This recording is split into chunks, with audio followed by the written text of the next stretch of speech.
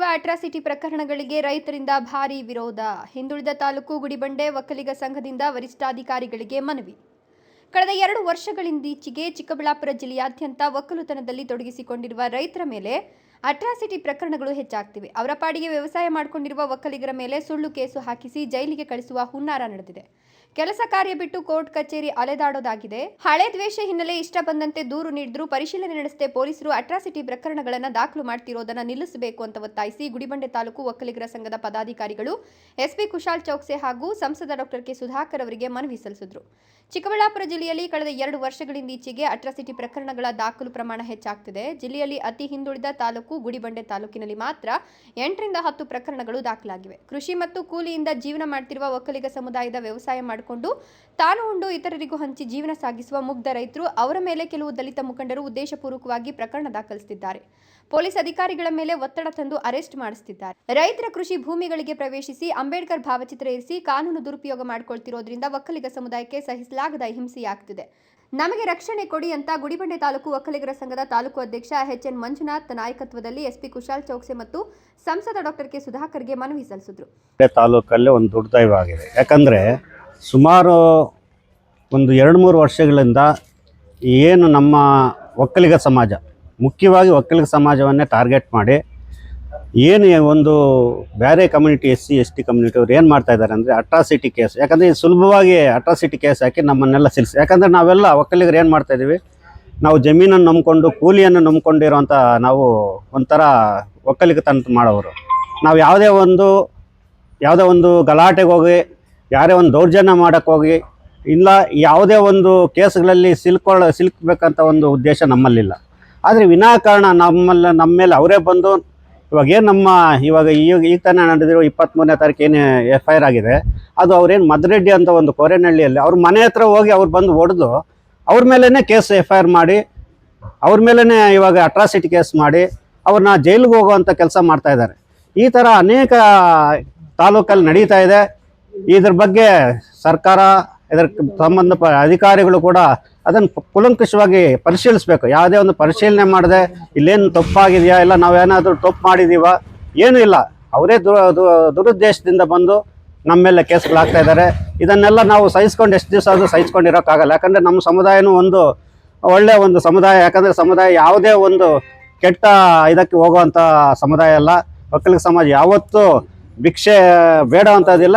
4 ಜನಕ್ಕೆ ಅನ್ನ ಹಾಕುವಂಥ ಸಮುದಾಯವಿದ್ದು ನಾವು ಯಾರ ಮೇಲೆ ದುರುದ್ದೇಶದ ಯಾವುದೇ ಒಂದು ಕೇಸ್ಗಳು ಹಾಕುವಂಥ ಪರಿಸ್ಥಿತಿ ನಮ್ಮಲ್ಲಿಲ್ಲ. ಆದರೆ ವಿನಾಕಾರಣ ಅಟ್ರಾಸಿಟಿ ಕೇಸ್ಗಳು ನಾವು ಹಾಕ್ಸ್ಕೊಂಡು ನಮ್ಮ ಜನಾಂಗದವರು ಏನು ತುಂಬ ತೊಂದರೆ ಅನುಭವಿಸ್ತಾ ಇದ್ದಾರೆ. ಯಾಕಂದರೆ ಇವಾಗ ಅವರು ಕೇಸ್ ಹಾಕೋದೇನೋ ಅವ್ರು ಈಸಿಯಾಗಿ ಕೇಸ್ ಹಾಕ್ತಾರೆ. ಅದನ್ನು ನಾವು 4-5 ವರ್ಷ ಕೋರ್ಟ್ ಅಲ್ದಾಡಿ ಈ ಜೈಲಿಗೆಲ್ಲ ಹೋಗಿ ಬೇಲ್ ತಗೊಂಡು ಸುಮ್ಮನೆ ನಾವು ಮನೆಯಲ್ಲಿದ್ದರೂ ಕೂಡ ನಾವು ಈ ಒಂದು ಕಷ್ಟಗಳು ಅನುಭವಿಸುವಂಥ ಕಾಲ ಬಂದಿದೆ. ಇದರ ವಿರುದ್ಧವಾಗಿ ನಾವೆಲ್ಲ ಇವಾಗ ಸಮುದಾಯನೂ ಎಚ್ಚೆತ್ತುಕೊಂಡಿದೆ. ಮುಂದಿನ ದಿನಗಳಲ್ಲಿ ಇದೇ ಥರ ಮತ್ತೆ ಏನಾದರೂ ಕೇಸ್ಗಳಾದರೆ ನಮ್ಮ ಸಮುದಾಯದಿಂದ ಬೃಹತ್ ಹೋರಾಟಗಳನ್ನು ಮಾಡ್ತೀವಿ. ಯಾವುದೇ ಕಾರಣಕ್ಕೂ ಕೂಡ ನಾವು ಕೂಡ ಅವರು ಏನು ಮಾಡ್ತಾರೆ ಅದಕ್ಕೆ ವಿರುದ್ಧವಾಗಿ ನಾವು ಕೇಸ್ಗಳು ಹಾಕೋದಾಗಲಿ ಮತ್ತು ಅದ್ರ ಬಗ್ಗೆ ಪ್ರತಿಭಟನೆ ಮಾಡೋದಾಗಲಿ ನಾವು ಸರ್ಕಾರಕ್ಕೆ ಗಮನಕ್ಕೆ ತರೋದಾಗಲಿ ಮಾಡ್ತೀವಿ ಅಂತ ಹೇಳ್ತೀವಿ. ಇನ್ನು ಅಟ್ರಾಸಿಟಿ ಕೇಸುಗಳ ದಾಖಲೆ ಬಗ್ಗೆ ಮಾತನಾಡಿದ ಸಂಸದ ಡಾಕ್ಟರ್ ಕೆ ಸುಧಾಕರ್, ಜಿಲ್ಲೆಯಲ್ಲಿ ಪೊಲೀಸರು ಆಡಿದ್ದೇ ಆಟ ಆಗಿದೆ. ಕೆಲವು ಮುಖಂಡರ ಮಾತುಗಳಿಗೆ ಮಣೆ ಹಾಕ್ತಿದ್ದಾರೆ ಅಷ್ಟೇ. ಯಾಕೆ ದಲಿತ ಮುಖಂಡ ಬಲಕುಂಟಹಳ್ಳಿ ಗಂಗಾಧರ್ ಸಮುದಾಯದ ಸಮಸ್ಯೆಗಳ ಹೋರಾಟಕ್ಕೆ ಸಭೆ ನಡೆಸುತ್ತಿದ್ದಾರೆ. ಆ ಸಭೆಯಲ್ಲಿ ಹದಿಹರಿಯದ ಹೆಣ್ಣು ಮಕ್ಕಳ ಮೇಲೆ ರೇಪ್ ಕೇಸ್ ಮಾಡಿದ್ದಾನೆ ಎಂದು ಫೋಕ್ಸೋ ಕೇಸ್ ಬುಕ್ ಮಾಡಿಸಿದ್ದಾರೆ. ಇನ್ನು ರೈತರನ್ನ ಬಿಡ್ತಾರಾ ಹೇಳಿ? ನಾನು ಸಚಿವನಾಗಿದ್ದಾಗ ಎಷ್ಟು ಕೇಸ್ ದಾಖಲಾಗಿತ್ತು, ಈಗ ಏನಾಗಿದೆ ನೀವೇ ನೋಡಿ. ಇದು ಹೀಗೆಯೇ ಮುಂದುವರೆದ್ರೆ ನಾವು ಕೈಕಟ್ಟಿ ಸುಮ್ಮನೆ ಕೂರೋದಿಲ್ಲ ಅಂತ ಎಚ್ಚರಿಕೆ ನೀಡಿದರು. ಸುಳ್ಳು ಕೇಸುಗಳು ದಾಖಲಾತಿ ಮಾಡೋದನ್ನ ಇದು ರಾಜಕೀಯ ಬಂಡವಾಳ ಮಾಡ್ಕೊಂಡಿದ್ದಾರೆ ಕಾಂಗ್ರೆಸ್. ನಮ್ಮ ಹಿರಿಯ ದಲಿತ ನಾಯಕರಿದ್ರು, ನಮ್ಮ ಮುನಿಯಪ್ಪ, ನಮ್ಮ ಉಪಾಧ್ಯಕ್ಷ ಪಕ್ಷದ ನಮ್ಮ ಬಾಲ್ಕೋಟಲ್ಲಿ ಜನಾದವರು, ಅವ್ರ ಮೇಲೆ ಪೋಕ್ಸೋ ಕೇಸ್ ಹಾಕ್ತಾರೆ. ಅವ್ರ ಸಭೆಗೆ ಅಂತ 20-30 ಜನ ಹೋದ್ರೆ ಅವ್ರ ವಿರುದ್ಧ ಪೋಕ್ಸೋ ಕೇಸ್ ಹಾಕ್ತಾರೆ. ಗುಡಿಬಂಡೆಯಲ್ಲಿ ಎಲ್ಲ ರೈತರು, ಅವ್ರ ಮೇಲೆ ಅಟ್ರಾಸಿಟಿ ಕೇಸ್ ಹಾಕ್ತಾರೆ. ಅಂದ್ರೆ ಪೊಲೀಸರನ್ನ ತೋರಿಸ್ಕೊಂಡು ಕೇಸುಗಳನ್ನ ಹಾಕಿ ಎದುರಿಸಿ ಅವ್ರ ಕಡೆ ಕರ್ಕೋಬೇಕು ಅಂತನೋ ಅಥವಾ ಅವರ ಧ್ವನಿಯನ್ನ ದಮನ ಮಾಡ್ಬೇಕು ಅಂತ ಇದು ಉನ್ನಾರ. ಇದು ಬಹಳ ದಿನ ನಡೆಯಲ್ಲ. ಒಂದ್ ಕಡೆ ಸಮಾಜವನ್ನ ನಿರ್ಮಾಣ ಮಾಡ್ತೀವಿ ಅಂತಾರೆ, ಸಾಮಾಜಿಕ ನ್ಯಾಯ ಅಂತಾರೆ. ಏನ್ ಮಾಡಿದ್ರಿ ಇವತ್ತು ಒಳ ಮೀಸಲಾತಿ? ನಾವು ಬಿಜೆಪಿ ಸರ್ಕಾರ, ನಾನು ಕೂಡ ಆ ಸಮಿತಿಯಲ್ಲಿ, ಕ್ಯಾಬಿನೆಟ್ ಉಪಸಮಿತಿಯಲ್ಲಿ, ಸಂಪುಟ ಉಪಸಮಿತಿಯಲ್ಲಿ ನಾನು ಒಬ್ಬ ಮೆಂಬರ್ ಇದ್ದೆ. ನಾವು ಎಲ್ಲರ ಜೊತೆನೂ ಚರ್ಚೆ ಮಾಡಿ ಬಲಹೀನ ವರ್ಗಗಳಿಗೆ ಶಕ್ತಿ ಕೊಟ್ಟಿದ್ವಿ. ಈ ಕಾಂಗ್ರೆಸ್ ಏನ್ ಮಾಡ್ತು? ಒಪ್ಕೊಂಡು, ನಮ್ಮ ಪಕ್ಷ ಕೂಡ ಒಪ್ಕೊಳ್ತು ಸದನದಲ್ಲಿ, ಅದನ್ನು ಕೂಡ ಇವತ್ತು ಕ್ಯಾಬಿನೆಟ್ ನಲ್ಲಿ ಹಿಂದೆ ಹೋಗಿದೆ. ಪಾಪ ನಾಯಕರಿಗೆ 7% ಬರೀ ನಾವು 7% ಕೊಟ್ಟರೆ 3% ತರ ಕೊಟ್ಟಿದ್ದಾರೆ. ಮತ್ತೆ ಬಡು ನಮ್ಮ SC ಎಡವರ್ಗಕ್ಕೆ ನಾವು ಬೇಸ್ಡ್ ಆನ್ ಪಾಪ್ಯುಲೇಷನ್ ಕೊಟ್ಟಿದ್ವಿ ಬಿಜೆಪಿ ಸರ್ಕಾರ.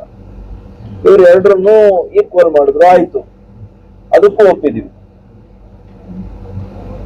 ಯಾರಿಗೆ ಕಳೆದ 70 ವರ್ಷಗಳಲ್ಲಿ ಅನ್ಯಾಯ ಆಗಿದೆ ಅವ್ರಿಗೆ ಶಕ್ತಿ ಕೊಡ್ತೀರಾ, ಇನ್ನೂ ಕೂಡ ಅವ್ರ ಪಾಲನೆ ನೀವು ತಿನ್ನಬೇಕು ಅಂತ ಕೆಲವರು ಏನು ಹೊಟ್ಟಿದಿರಿ?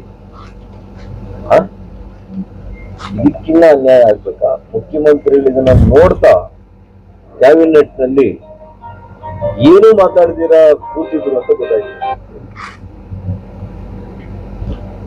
ಯಾರಿದು ವಿರೋಧ ಮಾಡಿದ್ರು ಅವ್ರಿಗೆ ಹೇಳ್ಬೇಕಾಗಿತ್ತಲ್ಲ, ನೀವು ಸಾಮಾಜಿಕ ನ್ಯಾಯದ ಪರ ಇದ್ದಿದ್ರೆ, ಬಲಹೀನ ವರ್ಗಗಳ ಪರ ಇದ್ದಿದ್ರೆ ನೀವು ಗಟ್ಟಿ ಧ್ವನಿಯಲ್ಲಿ ಹೇಳ್ಬೇಕಾಯ್ತು. ಇಲ್ರಿ, ಇದು ಚರ್ಚೆ ಆಗಿದೆ, ಸದನದಲ್ಲಿ ತೀರ್ಮಾನ ಆಗಿದೆ, ನಾವೆಲ್ಲ ಒಪ್ಕೊಂಡಿದೀವಿ, ಬಿಜೆಪಿ ಅವರು ಒಪ್ಕೊಂಡಿದ್ದಾರೆ, ಕ್ಯಾಬಿನೆಟ್ ಅಲ್ಲಿ ನಾವು ಇನ್ನೊಂದು ಮಾತಾಡಕ್ ಆಗೋದಿಲ್ಲ ಅಂತ ಹೇಳ್ಬೇಕಾಗಿತ್ತು. ಈ ರೀತಿಯಲ್ಲಿ ಕಾಂಗ್ರೆಸ್ ಸರ್ಕಾರನೇ, ಇವತ್ತು ಕಾಂಗ್ರೆಸ್ ಪಕ್ಷನೇ ಇದೇ ರೀತಿ ಒಡೆದು ಆಡುವಂತ ನೀತಿ.